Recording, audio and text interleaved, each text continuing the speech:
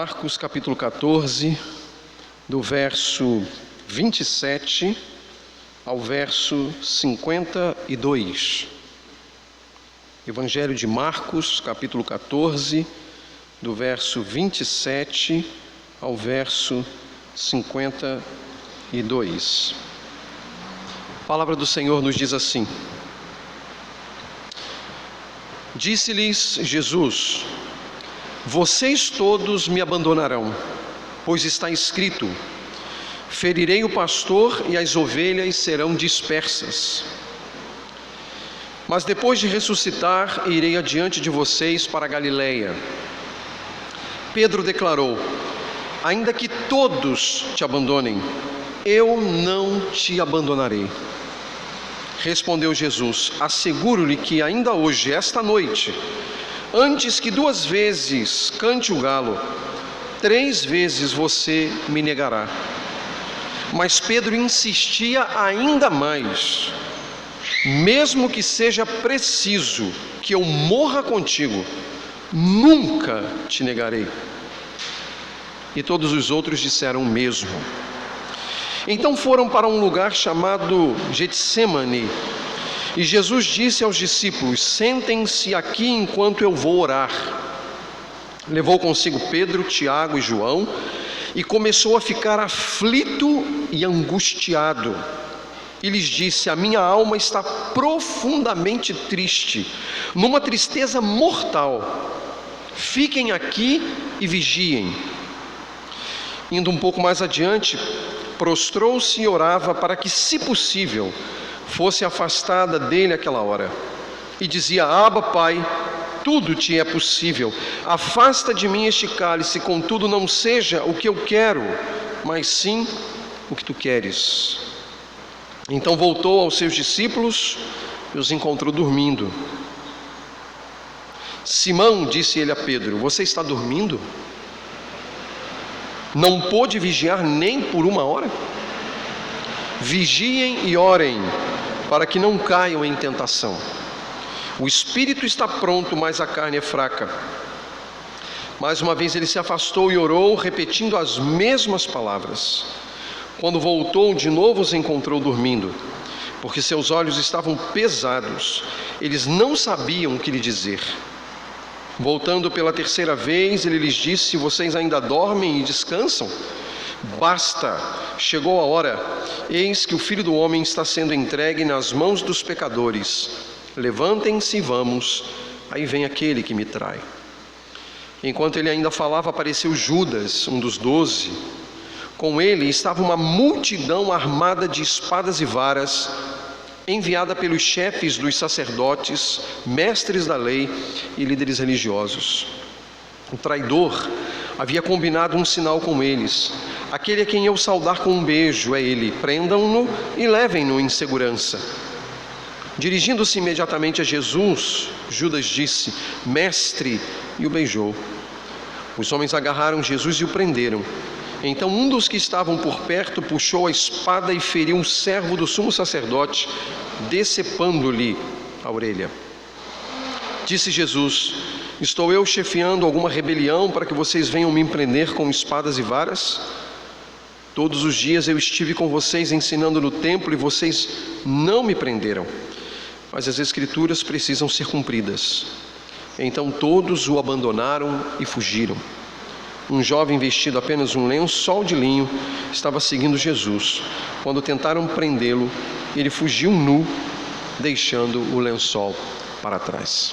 Assentem-se, meus irmãos.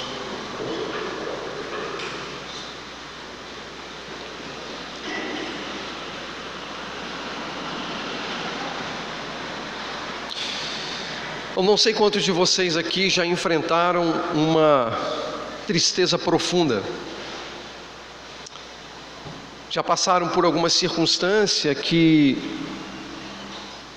o seu peso era tão grande, mas tão grande, que parecia que você iria morrer por causa de uma profunda tristeza na alma, na mente, no coração. Mas o fato é que, independente do grau de tristeza profunda que nós já experimentamos, ou de aflição profunda que já tenhamos experimentado, nenhuma de nossas aflições, por pior que tenha sido, ou por pior que seja, se compara às aflições experimentadas por nosso Senhor Jesus Cristo. Não há quem tenha experimentado sofrimento semelhante ao de Jesus. E isso se dá por uma série de razões. Nós, quando sofremos, de certo modo temos uma clara percepção, por causa do Evangelho, que o sofrimento é fruto do pecado. Pecado com o qual nós lidamos. Pecado que pertence à nossa natureza. Então, os nossos próprios pecados podem causar os nossos sofrimentos, ou podem ser apenas o terreno pelo qual os sofrimentos nos chegam. Mas nós estamos diante de alguém que não tinha pecado, que definitivamente não havia qualquer motivo para ele sofrer, do ponto de vista humano, já que ele não tinha pecado. Essa foi a passagem de abertura do culto dessa noite, ou dessa manhã, perdão.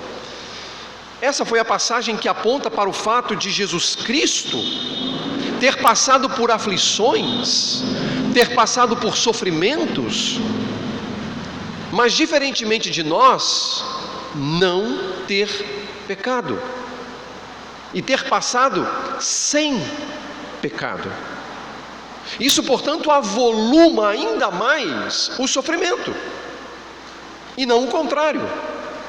Porque já que ele não tem pecado, ele não tinha pecado, enquanto conosco aqui, e permanece até hoje, obviamente, não havia motivos para ele sofrer. Então o seu sofrimento acabava sendo muito maior, uma vez que ele não era merecedor de toda aquela aflição, de toda aquela angústia, de toda aquela tristeza, de toda aquela dor, de toda aquela luta.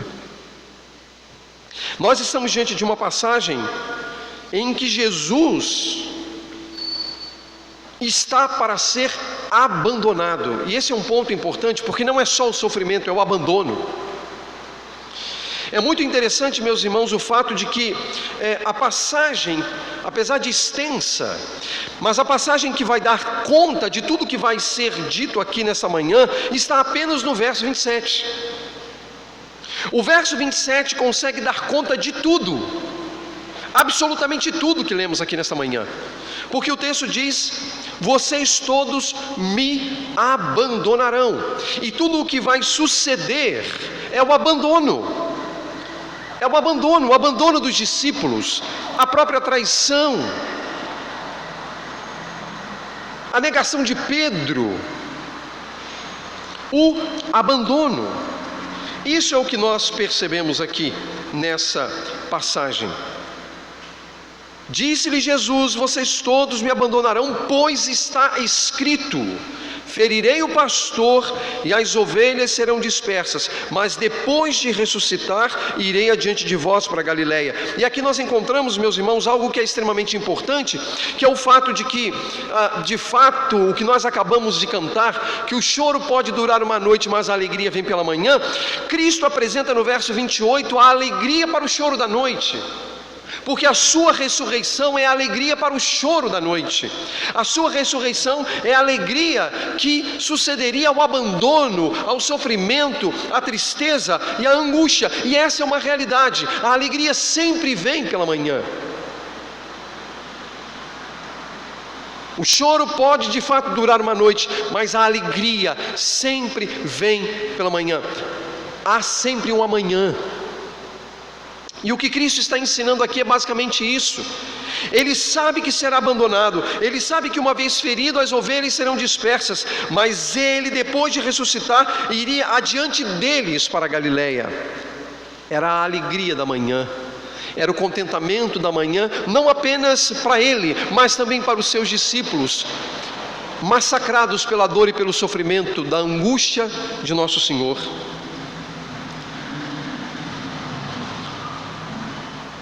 E esse é um ponto, meus irmãos, que nos é bastante caro e importante. Se há uma noite, há uma manhã. Se há tristeza, dor e sofrimento, há uma manhã de consolo, de cura, de reabilitação. Há uma manhã. E o amanhã, meus irmãos, não é um mero processo inevitável. Ele se dá basicamente por causa da graça abundante de Deus e pela sua misericórdia que se renova a cada manhã. A sua bondade que se renova a cada manhã. Esses dois versículos apontam para os desdobramentos futuros daquilo que Cristo faria. Sua morte, sua ressurreição, garantia de vitória.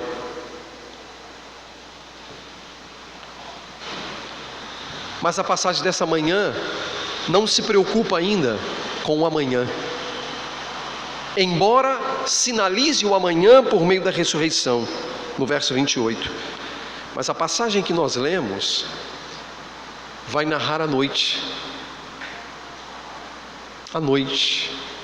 E não somente a noite literal, porque esses eventos ocorrem na noite, mas daquilo que a noite representa na vida de Cristo e dos discípulos, naquele contexto da prisão, do julgamento, da condenação e da morte de Jesus. Embora seja um fato que se inicia à noite, mas é uma noite duradoura. É uma noite que passa por toda a sexta-feira, é uma noite que passa por todo o sábado, para que surja o amanhã, na manhã de domingo. É uma noite de 2 dias, é uma noite de dor, é uma noite de luta, é uma noite de sofrimento para Jesus, mas também para os seus discípulos. Então foquemos na noite. Antes de nós pensarmos sobre o dia, talvez nas próximas semanas, vamos pensar sobre a noite, porque, meus irmãos, a noite é o lugar para o qual nós somos levados de quando em vez. É para lá que nós vamos. Muitas vezes nós temos que experimentar a nossa noite, e é importante que nós olhemos aqui como essa noite se revela para Jesus e como essa noite se revela para os discípulos. Observem Pedro, versos 29 a 31. Após Jesus falar, vocês todos me abandonarão, Jesus faz uma clara afirmação. Jesus não põe dúvidas em suas palavras. Ele afirma que de fato todos iriam abandoná-lo, todos iriam deixá-lo naquela hora em que ele talvez mais precisasse. As ovelhas seriam dispersas. E então Pedro, pobre Pedro, afirma: ainda que todos te abandonem, ainda que Mateus te abandone, ainda que Tiago te abandone, ainda que André, meu irmão, te abandone, ainda que João te abandone, ainda que Tadeu te abandone, Bartolomeu te abandone, ainda que Tomé te abandone,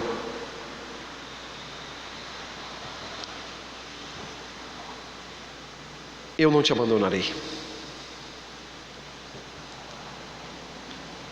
Pobre Pedro, pobre Pedro.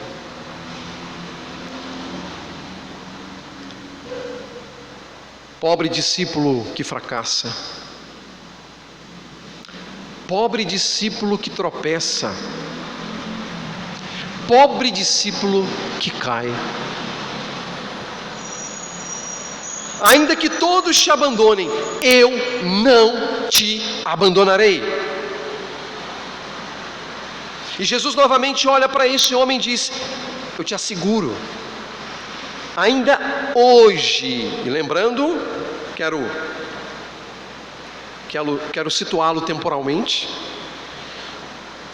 O sol se pôs de quinta para sexta, eles realizaram o Seder, a refeição pascal, naqueles 8 atos, conforme já exposto aqui anteriormente. A hora já tinha avançado, talvez já fosse ali 8, quem sabe 9 horas da noite. Jesus canta um hino com seus discípulos e vai para o Monte das Oliveiras. Provavelmente ali entre 8 e 9 horas da noite. Faltavam poucas horas para acabar o dia. E Jesus então diz a Pedro: eu asseguro-lhe que ainda hoje, esta noite, antes que 2 vezes o galo cante, 3 vezes você me negará.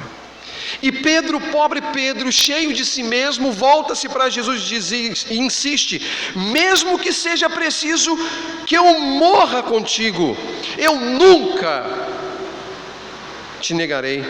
E os outros foram na onda de Pedro e disseram o mesmo. Essa passagem, meus irmãos, mostra que o discipulado é um ambiente onde os nossos fracassos se revelam mais perfeitamente. O discipulado é um ambiente em que o meu fracasso e o seu fracasso se revelam de um modo incomparavelmente maior do que em qualquer outra situação. É no discipulado que nós percebemos quem de fato nós somos. É no discipulado que nós percebemos que há um espelho diante de nós, que é capaz de mostrar quem de fato nós somos. Veja Pedro, um homem cheio de si, um homem cheio de si mesmo, de seu orgulho, de sua prepotência, e diz: olha, eu não farei isso, ainda que esses outros aqui façam, eu não vou fazer.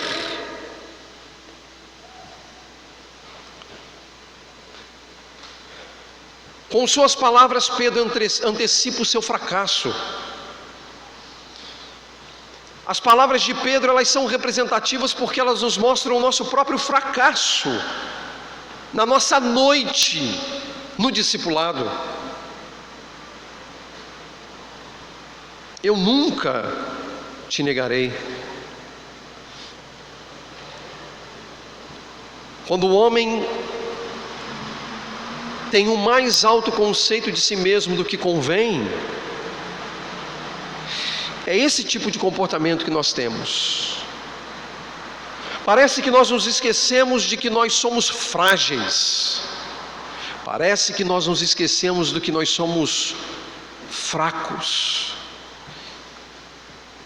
E a nossa fraqueza gera o nosso fracasso, sobretudo quando confiamos em nós mesmos. Quando achamos que somos intocáveis ou inquebráveis e nos esquecemos das palavras do apóstolo quando diz: aquele que cuida estar em pé, olhe, vigie, para que não caia. Jesus mostra a Pedro que ele, não apenas ele, Jesus, mas Pedro também experimentará a sua noite, antes que o galo cantasse 3 vezes. E aí obviamente que eles estão pensando na noite, passando por toda a madrugada. Isso se dá porque o galo, ele tem em sua própria natureza, e não é uma coisa só da antiguidade, mas ele tem ainda em sua própria natureza esse seu ato de cantar em algumas horas da madrugada. O que Jesus diz é que antes do dia amanhecer, Pedro o negaria já por 3 vezes. Seria um processo da madrugada, um processo da noite de Pedro, experimentando aquilo que ele disse a Jesus que não faria, mas que daqui a pouco ficaria tão evidente para ele o seu próprio fracasso. Então, meus irmãos, nós precisamos ser cautelosos, cuidadosos, porque é no discipulado que se estabelece um ambiente onde os nossos fracassos se revelam mais perfeitamente. Até porque O discipulado é a ação divina em nós de nos tornarmos semelhantes a Jesus Cristo. E essa não é definitivamente uma tarefa simples. Tornarmos-nos como Cristo, pensarmos como Cristo, falarmos como Cristo, agirmos como Jesus Cristo, não é uma tarefa simples. É uma luta contínua que se trava em nós. Portanto, a noite é um processo natural para aqueles que estão em Cristo, pois a sua mente e seus corações são forjados para serem aquilo que Cristo deseja que sejamos. Bom, o texto sagrado diz na leitura, no verso 26, que não foi lido nessa manhã, mas que termina a leitura do último domingo, que tendo cantado um hino, eles foram para o Monte das Oliveiras. Basicamente o cenário que você tem, Jesus está lá na cidade de Jerusalém com os seus discípulos, eles tomam a decisão de ir então para o Monte das Oliveiras. Então eles precisam sair pelo portão, por um dos portões dos muros de Jerusalém, atravessar o Vale de Josafá, ou o Vale do Cedron, que ficava exatamente em frente a um dos muros de Jerusalém, e então pegar o Monte das Oliveiras, que era um enorme monte do outro lado do Vale do Cedron, ou do Vale de Josafá. E Jesus vai para o Monte das Oliveiras. O objetivo é ir para o Monte das Oliveiras. Mas aí, já no Monte das Oliveiras, ele procura um lugar que fica na base do monte, no sopé do monte, chamado Horto do Getsemane. O Monte das Oliveiras chamava-se Monte das Oliveiras exatamente pela quantidade de oliveiras existentes ali.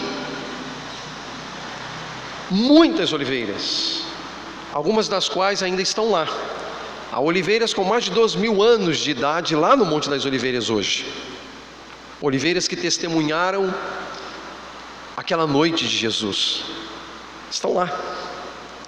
Mas no sopé do monte havia um lugar chamado Getsemane. E o Getsemane era o local em que as azeitonas, vamos dizer assim, né, eram prensadas para se fazer o azeite. O azeite que servia para o alimento, o azeite que servia para o candelabro, para os candelabros do templo, o azeite que servia para trabalhos medicinais, eram prensados ali. E Jesus vai para ali, Jesus vai para o Getsemane, que era emblematicamente um lugar de dor e um lugar de sofrimento, porque ali era prensado para se fazer o azeite. E ele vai para lá, e indo para lá, ele chama para perto de si 3 deles, que foram testemunhas de muitas coisas feitas por ele: Pedro, Tiago e também João. E a Escritura, meus irmãos, usa uma linguagem extremamente dolorosa para descrever o que Jesus sentiu naquele momento. A passagem diz, meus irmãos, basicamente, que ele volta-se para os seus discípulos e diz: sentem-se aqui enquanto vou orar. Ele sente a necessidade de orar, e ele leva consigo apenas Pedro, Tiago e João, e ele começa a ficar aflito, angustiado. A sua alma está profundamente triste, numa tristeza mortal. Uma tristeza mortal. Jesus sente pavor. Jesus fica atônito,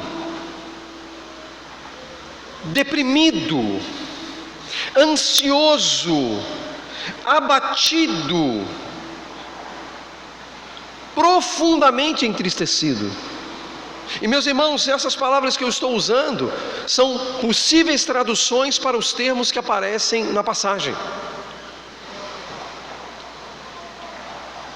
Extremamente triste, aflito, angustiado e profundamente triste, uma tristeza mortal. E porque ele se sente assim, ele faz da oração o lugar, o ambiente para encontrar consolo. Apenas diz aos discípulos: olha, fiquem aqui e vigiem.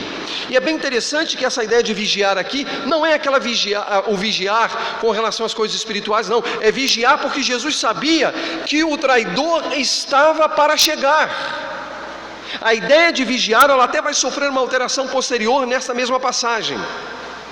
Mas aqui ainda é: fiquem aqui e vigiem. Vigiem porque eles virão. Vigiem porque eles virão. Vigiem. Jesus pede, portanto, aos seus discípulos para que vigiem. E quem sabe o acompanhassem em oração, mesmo que não estivesse ao lado de Jesus, mas também orassem. Afinal, ele está aflito, angustiado, e a sua alma está profundamente triste. E diz a Escritura que Jesus vai um pouco mais adiante. Então você tem um grupo dos 9 discípulos que estão num ponto, o grupo dos 3 discípulos que está num outro ponto, e Jesus vai para um outro ponto, um pouco mais adiante, e ali ele se derrama diante de Deus, ali ele se prostra diante de Deus, e ele ora a Deus. E a sua oração é bem simples, como as 5 pedrinhas do ribeiro, as 5 pedrinhas de Davi. São poucas as suas palavras, ele não precisa de muitas palavras. Ele apenas diz: Abba, Pai, tudo te é possível, afasta de mim este cálice, contudo não seja o que eu quero, mas sim o que tu queres. As 5 pedrinhas do ribeiro. Abba, Pai. É muito interessante, meus irmãos, porque a palavra Abba é uma palavra aramaica e também uma palavra que se desdobra dentro do hebraico para o Av ou para o Ab. Abba já significa pai. Mas é muito interessante que quando alguns escritores bíblicos, ao mencionar, por exemplo, o conceito da oração e o contexto da oração, ele usa a palavra Abba em aramaico ao lado da palavra patir em grego, que é o que você tem aqui. Abba, pai. Abba já é pai, mas ele usa Abba e usa patir, que é a palavra grega para pai. É como se dissesse pai, pai. Mas por que essa repetição? Algumas pessoas disseram: bom, isso aqui é um jeito carinhoso e infantil de se referir a Deus. Não, Jesus não é infantil. E não é uma questão de carinho, mas aquilo que a palavra Abba representava dentro daquela cultura, dentro da cultura judaica do primeiro século, que era basicamente a relação de profunda relação com o próprio Deus, ou um elemento que evoca o aspecto da própria paternidade de Deus. Jesus tem uma clara consciência da paternidade de Deus, apesar da luta, da dor e do sofrimento. E isso é importante porque eventualmente nós, em tempos da noite, podemos nos esquecer do quão Deus é Pai e do quanto Deus cuida. Mas ele diz: Abba, Pai. Abba, Pai. Pai, Pai. Tudo te é possível. Jesus sabia que Deus Pai poderia fazer muitas coisas naquele momento e intervir naquele momento. Afasta de mim este cálice, este é o desejo, e ele pede. Mas é um pedido submisso, quando diz: não seja o que eu quero, mas sim o que tu queres. O que tu queres. Abba, Pai. Quando Jesus ensinou seus discípulos a orar, como ele disse: Pai nosso que estás nos céus. Abnu Sheba Shammai. Pai nosso que estás nos céus. Abba. Abba. Um Deus que está próximo, um Deus que está perto. Abba.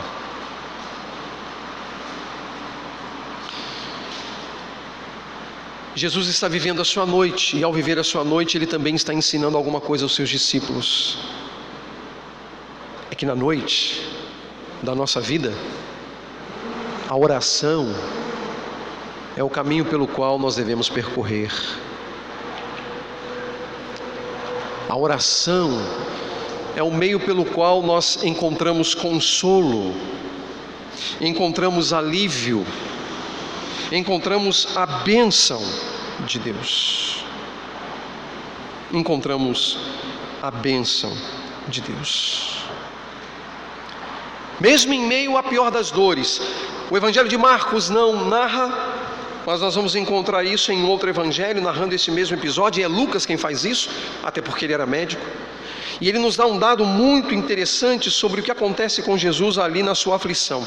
Se você tem dúvidas do nível de aflição e sofrimento que Jesus viveu, você precisa lembrar-se das palavras de Lucas ao afirmar que ele chegou a suar sangue, que é uma enfermidade chamada hematidrose. A hematidrose, meus irmãos, é um fenômeno que ocorre sob extrema pressão, em que os vasos sanguíneos das glândulas sudoríparas, eles se rompem, a ponto de se misturar pelos poros com o suor. Então, suar sangue. Há algumas pessoas que passam por isso ainda hoje. Essa é uma enfermidade não muito comum, ela é bem rara, mas existem pessoas que passam. E isso se dá sob tamanha pressão emocional. Lucas vai dizer isso, mas é na pressão emocional, na tamanha pressão emocional, que Jesus busca consolo e conforto na oração. Isso nos mostra, meus irmãos, que o discipulado também é um ambiente onde encontramos conforto pelas orações. Pelas orações. Jesus ensina-nos não apenas a orar, mas desafia-nos a como orar. Ele nos ensina a buscar o Pai, aquele que é o Abba, que está próximo a nós. Na noite da vida, nós precisamos orar. Nós precisamos buscar a Deus, nós precisamos confiar nele, nós precisamos da sua ajuda, da sua bênção. Quando você não ora, você se priva da bênção de Deus. Quando você não ora, você se priva do meio pelo qual nós encontramos grande consolo, grande ajuda, grande conforto. Por isso, precisamos orar. Muito mais na hora da noite, da vida, mas nós precisamos orar. A oração é uma bênção que o Abba, o Pai que está perto, nos dá, de podermos falar com Ele, de podermos confidenciar a Ele coisas, rogando seu conforto, seu consolo e sua ajuda. Verso 35 em diante diz: indo um pouco mais adiante, prostrou-se e orava para que, se possível, fosse afastada dele aquela hora. E dizia: Abba, Pai, tudo te é possível, afasta de mim este cálice, contudo não seja o que eu quero, mas sim o que tu queres. E então voltou aos seus discípulos e os encontrou dormindo.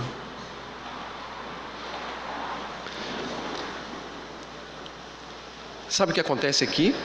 Eles não se dão conta da hora da noite da alma. Eles estão dormindo. Mas vocês perceberam com quem Jesus, ou a quem Jesus se refere imediatamente? Lembrem-se, o cenário é esse: Monte das Oliveiras, Jardim do Getsêmani, 9 discípulos, um pouco mais adiante 3 discípulos e um pouco mais adiante Jesus. Jesus sai do ponto depois de orar, volta ao ponto dos 3 discípulos. Ali estão Pedro, Tiago e João. E quando Jesus volta, os encontra dormindo. Mas ele não se dirige aos 3. Ele se dirige a Simão. Ele diz: Simão, disse ele a Pedro, você está dormindo? Não pôde vigiar nem por 1 hora? Vigiem e orem para que não caiam em tentação. O espírito está pronto, mas a carne é fraca. Por que ele disse isso a Pedro? Porque Pedro é um homem que disse: eu jamais vou te abandonar. Pedro é um homem que disse: todos eles podem te abandonar, mas eu não vou te abandonar. Pedro é quem diz: mesmo que seja preciso que eu morra contigo, eu nunca te negarei. Mas ele não foi capaz de vigiar por 1 hora. a chegada dos inimigos do Senhor Jesus. Ele não foi capaz, nem uma hora. E Jesus então diz: olha, não pôde vigiar nem por uma hora, não pôde observar o que está acontecendo nem por uma hora. Aí então Jesus muda o contexto semântico, ou o conceito semântico aqui de vigiar, porque ele vai dizer: vigiem e orem para que não caiam em tentação. Então agora é mais do que a vigilância da aproximação dos inimigos, é a vigilância contra o seu próprio estado. Pedro não está apenas não vigiando a chegada dos inimigos, mas ele não está nem mesmo vigiando a sua própria condição diante do cenário. Por isso Jesus diz: olha, vigiem e orem para que não caiam em tentação, porque vocês serão tentados e vocês poderão cair em tentação. Poder, não no sentido de, não num outro sentido, senão de possibilidade. O espírito está pronto, mas a carne é fraca. Essa é a ideia de que há uma tensão envolvida na relação do discípulo com Jesus. Há uma tensão. E aí Jesus então, depois de advertir Pedro, consequentemente, acredito Tiago e João também ouviram, Jesus mais uma vez se afasta e ora, repetindo as mesmas palavras. Olha que coisa interessante, ele repete as mesmas palavras. E é muito interessante porque Jesus, ensinando a orar, ele diz assim: ó, não useis de vãs repetições. Aí tem muita gente que diz: a gente não pode repetir oração. Não, pode sim. Não vamos usar de vãs repetições. Repetir porque a gente acha que Deus não ouviu. Repetir igual lá os profetas de Baal fizeram, gritando e gritando e gritando, porque Baal não atendia as súplicas deles. Repetir não é repetir no sentido de você buscar as melhores palavras para tentar convencer a Deus pelo melhor vocabulário possível. Não, você não convence a Deus pelo melhor vocabulário. É isso que Jesus estava falando. Mas aqui ele mostra que não há problema em você repetir oração, nenhum problema. Ele repete, e o texto claramente diz, repetindo as mesmas palavras. Que palavras? Abba, Pai, tudo te é possível, afasta de mim este cálice, contudo não seja o que eu quero, mas sim o que tu queres. Mas aí Jesus ora, e quando ele volta, de novo os encontra dormindo, porque os seus olhos estavam pesados. Esse é detalhe importante. E ao serem acordados, eles não sabiam, diz o texto, o que dizer, eles estavam sem graça, porque já tinham sido advertidos por Jesus um tempo antes, e agora Jesus volta. O que está acontecendo? Eles estão dormindo, os olhos estão pesados. Olha o sono da alma deles, eles já nem sabiam mais o que dizer. E aí Jesus volta para o seu lugar pela terceira vez, e ele vai orar.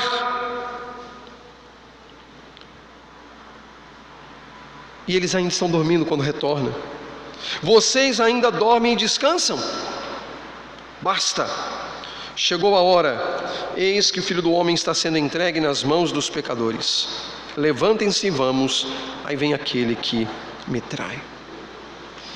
O que Jesus está ensinando aqui, meus irmãos, é que na nossa hora da noite, ou a noite da vida, nós precisamos sim considerar a nossa própria fraqueza, o nosso próprio fracasso. Isso é uma realidade. Mas a gente precisa considerar também que o caminho da oração, ele se faz acompanhar do caminho da cautela, do caminho da suspeita, do caminho da vigilância. Nós precisamos ser cautelosos para não cairmos em tentação. E a tentação não é outra coisa senão tomar um caminho que desagrada a Deus. A tentação não é outra coisa senão um caminho que nos afasta daquilo que Deus deseja, que nos afasta do próprio Cristo. Então tudo aquilo que nos afasta do próprio Cristo é uma tentação. Tudo aquilo que nos afasta do próprio Cristo é a tentação. Sua preguiça te afasta de orar e ler a Bíblia? Isso é uma tentação. Sua preocupação com as redes sociais, com os programas televisivos, te afasta de Cristo? Então isso é uma tentação. O seu trabalho, o seu emprego, é a justificativa que você tem utilizado para se afastar de Cristo? É sua tentação. Os seus estudos são as justificativas para você se afastar de Cristo? Essa é a sua tentação. Nós lidamos com tentações. Qualquer elemento que se insurja, que surja para nos afastar de Cristo, para nos afastar da comunhão com Cristo, por meio da oração, por meio da leitura bíblica, da comunhão com os santos, a comunhão com a igreja de Jesus, é uma tentação. E muitas vezes o sono é tão pesado, que a gente não percebe. A gente não percebe. Vigiar é nosso dever. Uma vigilância acompanhada de oração. Todos nós precisamos vigiar. Cuidado com os elementos que nos seduzem. Aqueles elementos que nós sabemos claramente que é ofensivo à santidade de Deus, que é ofensivo à santidade de Jesus, mas nós buscamos justificativas para cometer. Cuidado. Deus não se deixa escarnecer. Tudo o que o homem semear, também se fará. Vigiem. Homens, vigiem. Mulheres, vigiem. Jovens, vigiem. Igreja, vigie.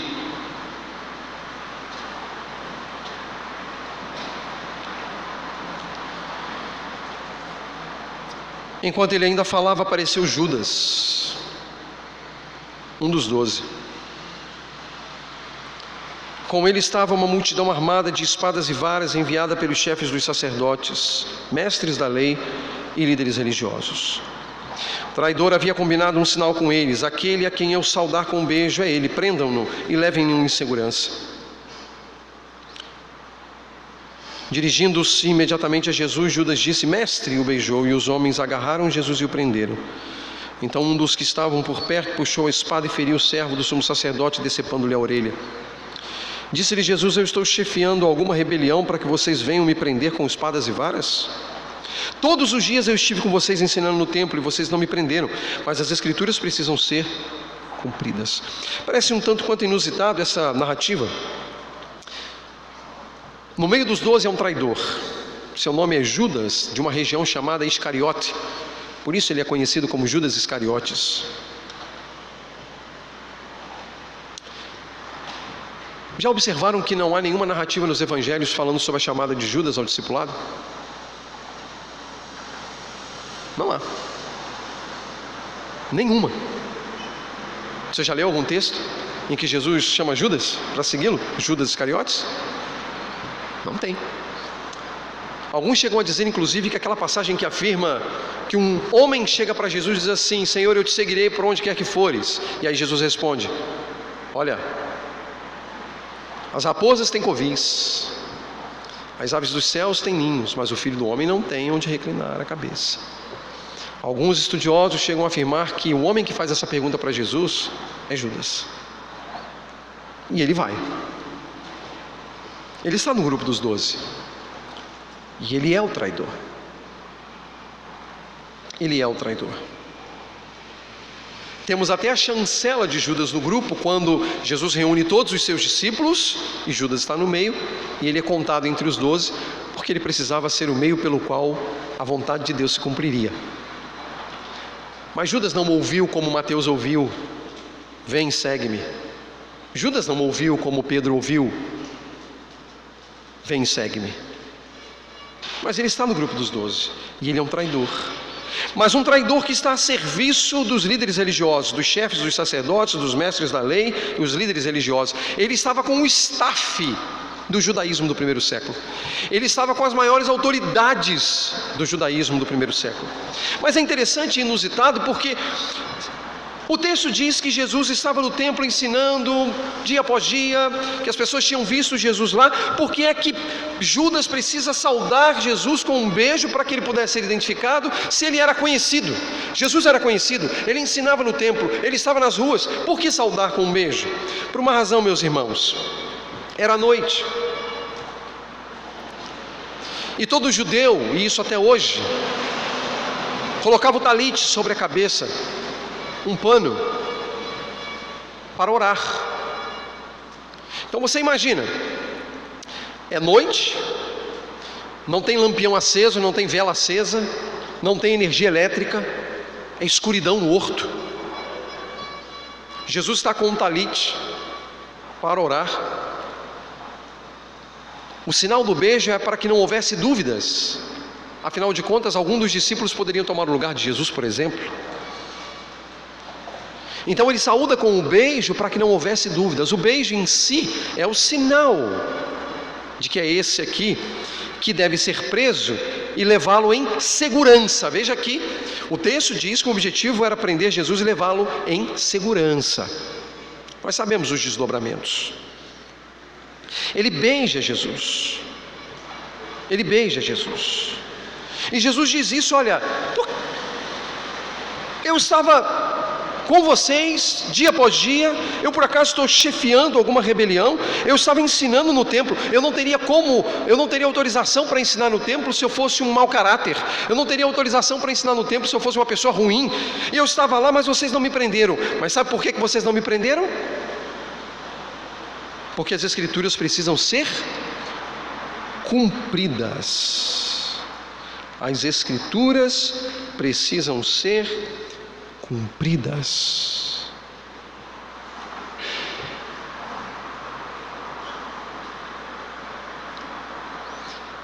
E o verso de número 50 termina confirmando as palavras iniciais de Jesus. Lá no verso 27 ele diz: vocês todos me abandonarão. O verso 50 diz: então todos o abandonaram e fugiram, inclusive Pedro.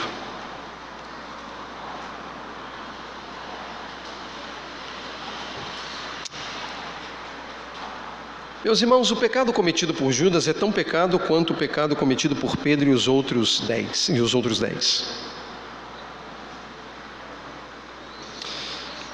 A diferença é que não havia graça para Judas. Atos dos Apóstolos diz claramente que ele, Judas, foi pré-ordenado para fazer aquelas coisas. Judas não estava sendo acompanhado pela graça de Deus. Pedro e os outros 10 estavam. Meus irmãos, isso é fonte do nosso consolo.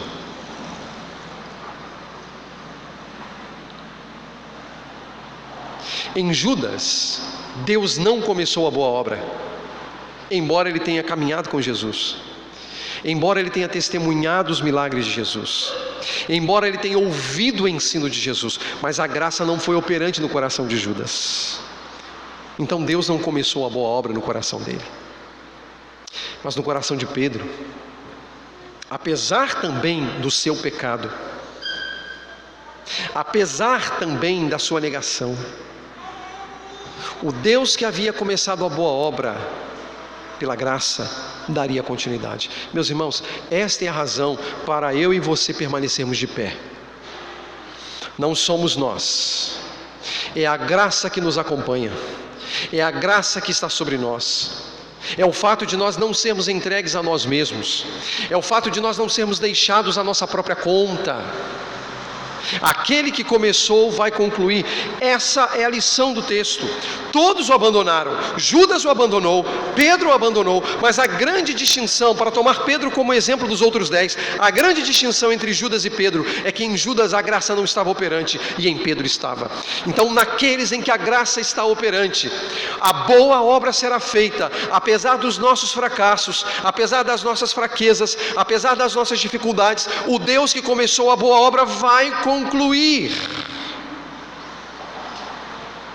e o fará para a glória do seu nome, não para a nossa glória, porque nós temos consciência do nosso fracasso, nós temos consciência do nosso pecado, nós temos consciência da nossa angústia e da nossa miséria, mas só não tombamos definitivamente, porque o Deus que começou a boa obra a leva adiante. Isso é fonte de consolo para todos nós. Então, na hora da noite, lembre-se, o choro pode durar uma noite, mas a alegria vem pela manhã. Irmãos, vem pela manhã. Sabe o que a gente pode dizer desse cenário todo que a gente está vivendo? Vai passar. Mas não é um vai passar acreditando nos sistemas humanos e mundanos, ou um discurso vazio. É o vai passar porque Deus vai fazer com que passe, seja qual for amanhã que nos vai se revelar. O Deus que começou, leva adiante. Eis a razão de estarmos aqui, é graça. Lembro-me de uma canção de um cantor chamado Paulo César Brito. Ele diz mais ou menos assim, me perdoem se eu falhar em algum momento da letra: quando terminar esta vida e lá no céu eu chegar, haverá uma multidão de irmãos esperando para me abraçar, e perguntarão a uma voz, voltados para mim: ó, conta-nos como você, irmão, venceu e chegou ao fim. E falarei e cantarei do amor de Jesus,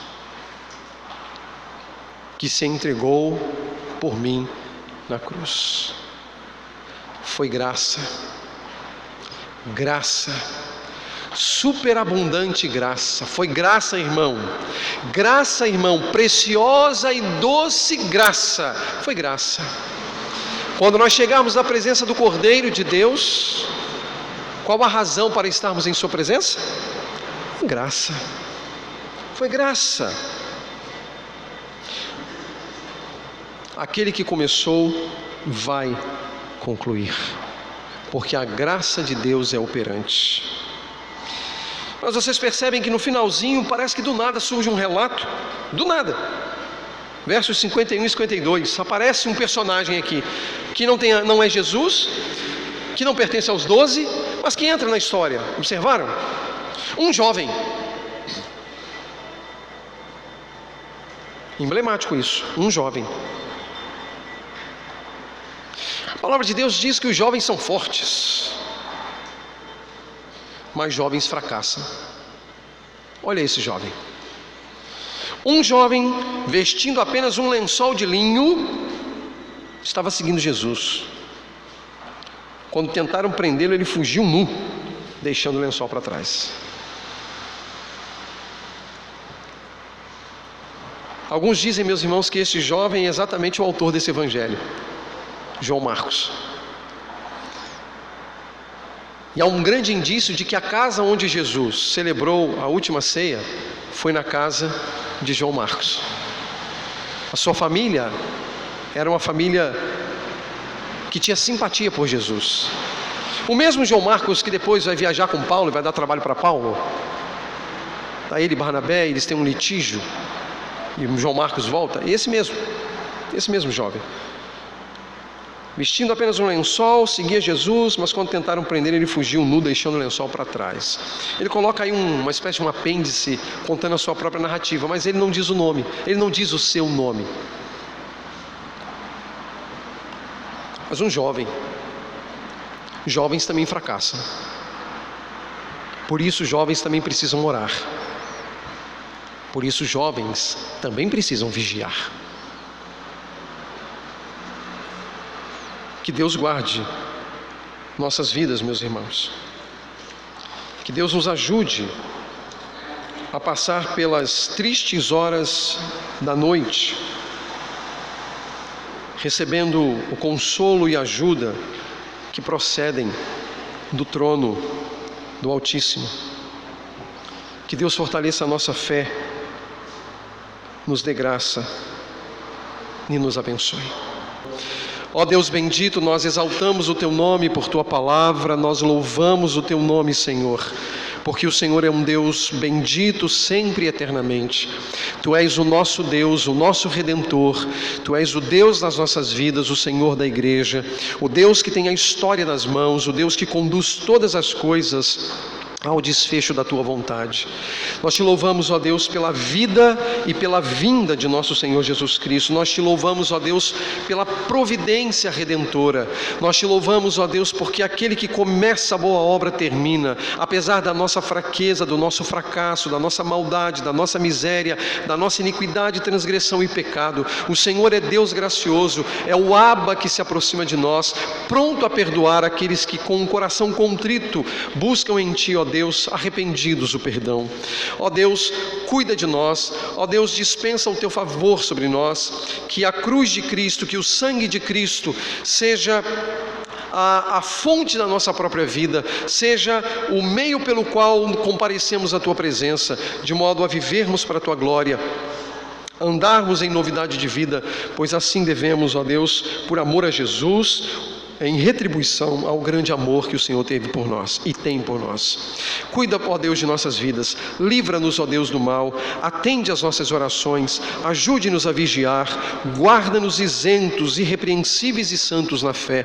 É nossa súplica em nome de Jesus. Que o amor de Deus, o Pai, a graça preciosa de nosso Senhor Jesus Cristo e as consolações do Espírito repousem sobre todos vocês hoje e sempre. Amém. Deus cuide, meus irmãos, de suas vidas. Deus lhes encoraje, abençoe, lhes dê uma boa semana. Amém.